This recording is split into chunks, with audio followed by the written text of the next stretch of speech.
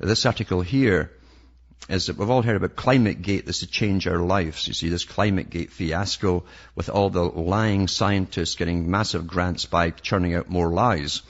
And the United Nations putting everything into it because that's one of the main techniques they're using, supposedly, to bring in laws over all commerce, economics, industry, and even your house as well. How are you going to live? You'll need a permit eventually to buy fuel to heat yourself. I mean, I'm not kidding about that. That's the world they plan. And it's all a scam, a giant scam. The leaked emails that we saw exposed all of that. This article here is from the National Post by Lauren Gunter. It says, first ClimateGate, now Glaciergate, January the 20th. Hot on the heels of ClimateGate, the leaking of thousands of emails and computer files that show many of the world's leading climate scientists fudging the results of their global warming research and contriving to keep skeptics from being published in academic journals, comes what could be called Glaciergate. Prominent amongst the claims of impending environmental disaster in the United Nations fourth report on climate change, published in 2007, was a prediction that all of the 15,000 glaciers in the Himalayas could melt away by 2035. That's just 25 years away. Now the Times of London has discovered that this claim was not based on any scientific inquiry, but rather on speculation, and an old speculation at that. In 1999, the magazine called The New Scientist interviewed an Indian climatologist named Syed Hasnain. He told reporters Fred Pierce that it was his speculation, that the Himalayan glaciers would vanish within 40 years as a result of global warming. Dr. Hasnain cautioned that the data on which he speculated was based was neither published nor peer-reviewed, he says. It says here, the Hasnain interview, according to the Times and Sunday, remained largely dormant until 2005, when the World Wildlife Fund, that's Prince Philip's bunch, cited in a report it prepared as a lobbying and fundraising tool. And I'll read the rest of this article to show you how they're scamming it again. Out of speculation, we've got to change our lives. Back with more after this break. Hi folks, I'm Alan Watt, and this is Cutting Through the Matrix, reading an article to do with another con game, and to show you how the cons, these lies, these scary lies, are grabbed by the big foundations and organizations and the United Nations and stuffed in their fake reports that are supposed to get us to change our whole way of living. Mind you, they'll all be in charge of how we live. That's what the United Nations was set up to do, not to hand out chocolate bars to people who are starving. But it says here, this interview by Hasnain, according to the Times and Sunday, remained largely dormant until 2005, till the World Wildlife Fund picked it up, because they were going to do a lobbying and fundraising drive. So they picked up on this scary story. The WWF report was not peer-reviewed either, or checked out.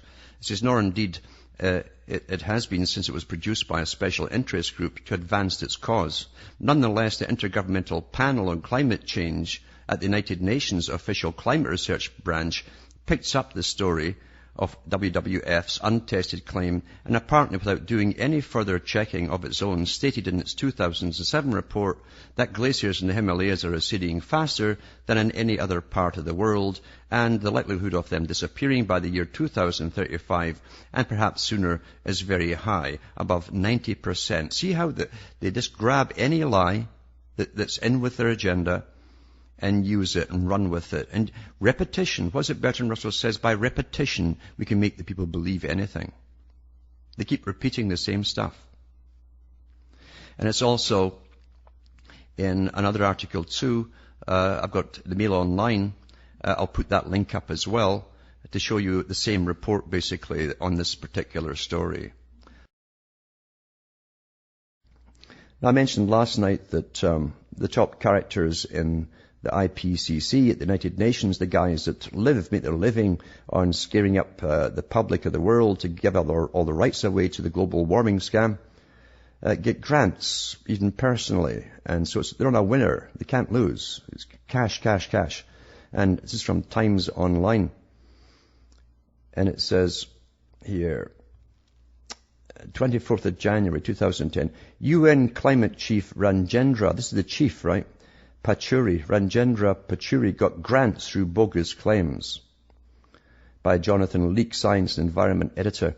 The chairman of the UN's Intergovernmental Panel on Climate Change has used bogus claims that Himalayan glaciers were melting to win grants worth hundreds of thousands of pounds. He went to his own Delhi-based corporation.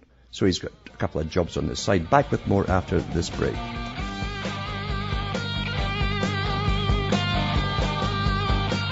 Hi folks, I'm Alan Watts and we're cutting through the matrix.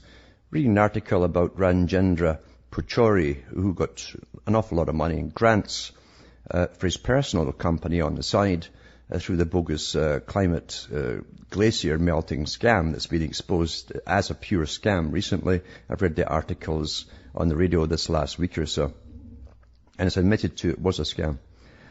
But it doesn't stop the cash from flowing into these crooks. And remember, I also mentioned too that the UN had stopped investigating itself. There's that much corruption within it. They just gave up and stopped rather than find more. But it says here, Ranjendra Pachuri's Energy and Resources Institute, that's his own company, TERI, based in New Delhi, was awarded up to £310,000 by the Carnegie Corporation of New York, and they got the lion's share of a £2.5 million economic union grant funded by European taxpayers. It means that the EU taxpayers are funding research into a scientific claim about glaciers that any Ice Age researcher should immediately recognize as bogus. The revelation came just a week after the Sunday Times highlighted serious scientific flaws in the IPCC's 2007 benchmark report on the likely impacts of global warming.